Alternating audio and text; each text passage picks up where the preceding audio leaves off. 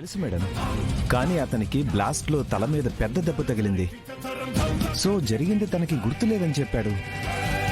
Shock వల్ల ఇలా జరిగిందేమో, treatment ఇచ్చి చూద్దామని మేము ఊరుకున్నాం. పోనీ అతను బయటికి వెళ్ళిన సీసీటీవీ ఫుటేజ్ ఉందా? నో మ్యామ్, మొత్తం చెక్ చేశా, ఎక్కడ అతను బయటికి వెళ్ళిన ఫుటేజ్ లేదు. వాడు కెమెరాలకి దొరకకుండా తెలివిగా ఇక్కడి నుంచి పారిపోయాడు. కేడి, తలకి దెబ్బ తగిలి బెడ్ రెస్ట్ తీసుకుంటున్నవాడు ఎందుకు పారిపోయాడు? ఎందుకు కెమెరాలకి దొరకకూడదనుకున్నాడు? కెమెరాలకు దొరికితే వాడు మనకి దొరికిపోతాడు కదా కేడి. నువ్వేమంటున్నావో నాకు అర్థం కావట్లేదు జేడి. బాంబు పెట్టింది వాడే అని మనకి తెలియక ముందే వాడు తప్పించుకుని వెళ్ళిపోయాడు. అంత ఖచ్చితంగా ఎలా చెప్తున్నావు జేడి? ఇంత పెద్ద బ్లాస్ట్ జరిగితే అతన్ని చూడ్డానికి ఫ్యామిలీ కానీ ఫ్రెండ్స్ కానీ రాలేదు. చాలా కన్వీనియంట్ గా గతాన్ని మర్చిపోయాడు. ఇప్పుడేమో సీసీటీవీ ఫుటేజ్ కి దొరకకుండా వెళ్ళిపోయాడు. ఒక కేసులో ఎన్ని కోఇన్సిడెంట్స్ ఉన్నాయంటే అక్కడ ఏదో క్రైమ్ జరిగిందని అర్థం. ఎగ్జాక్ట్లీ. సీసీటీవీ ఫుటేజ్ కి కూడా దొరకకుండా వెళ్ళిపోయాడంటే వాడు పక్కా ట్రైన్ చేయబడ్డాడు. అయితే ఇతనే మన కేసులో కీ సస్పెక్ట్. వీని పట్టుకుంటే బ్లాస్ట్ వెనుకున్న మీనన్ వరకు మనం ఈజీగా చేరుకోవచ్చు కేడి. కానీ ఎలా కనుక్కోగలం జేడి? వాడు ఎలా ఉంటాడో కూడా తెలియదు కదా. పర్ఫెక్ట్ గా ప్లాన్ చేసి ఎగ్జిక్యూట్ చేశారు జేడి. ఎంత పర్ఫెక్ట్ ప్లాన్ లో అయినా క్రిమినల్ ని పట్టించే ఒక తప్పు ఖచ్చితంగా ఉంటుంది కేడి. అది మనం చూడగలుగుతామా లేదా, మనం కేసు సాల్వ్ చేయగలుగుతామా లేదా అనేది డిసైడ్ చేస్తుంది.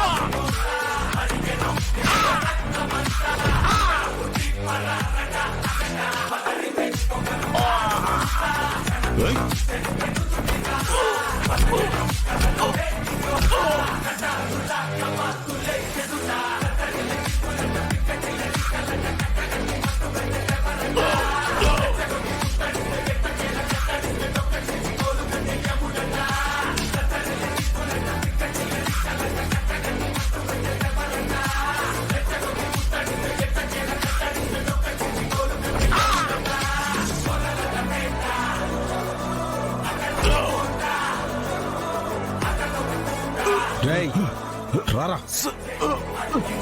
రేయ్, పద.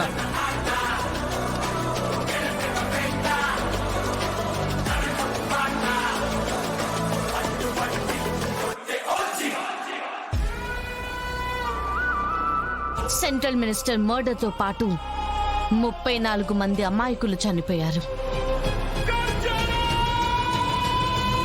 దానికి కారణం నువ్వే అని మా దగ్గర అన్ని సాక్ష్యాలున్నాయి. నువ్వు అప్రూవర్ గా మారి బ్లాస్ట్ కి ఎలా ప్లాన్ చేశారో, ఆర్డీఎక్స్ ఎక్కడి నుంచి వచ్చింది, ఈ బ్లాస్ట్ వెనుక ఉన్నది ఎవరో చెప్తే నీకు శిక్ష తగ్గేలా మేం చూసుకుంటాం. చూడు, నువ్వు పోలీసులకి దొరికిపోయావని మీనన్కి తెలిస్తే ఎలాగో నిన్ను చంపేస్తాడు.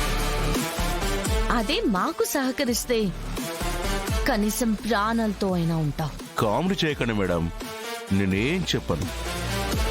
అయినా మీరు బ్లాస్ట్ లో ప్రాణాలు పోయిన వాళ్ళ గురించి ఆలోచించండి. నా ప్రాణాలు ఎలా కాపాడుకోవాలో నాకు బాగా తెలుసు. కేడి,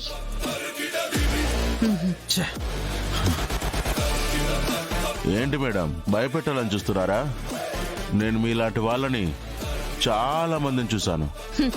నాలాంటి వాళ్ళని చూసుంటావేమో కానీ నన్ను కాదు. ఎందుకంటే నేరం చేసి నన్ను చూసిన వాళ్ళెవరూ బయట లేరు.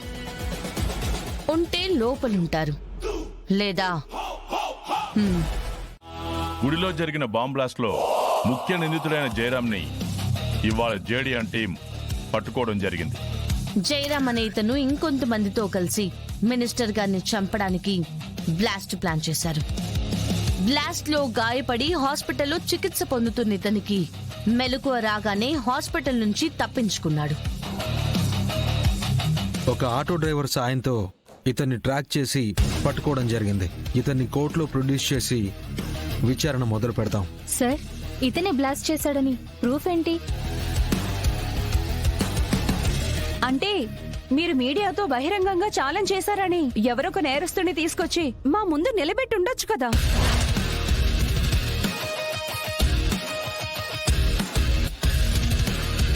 అసలు అతను ఎవరు?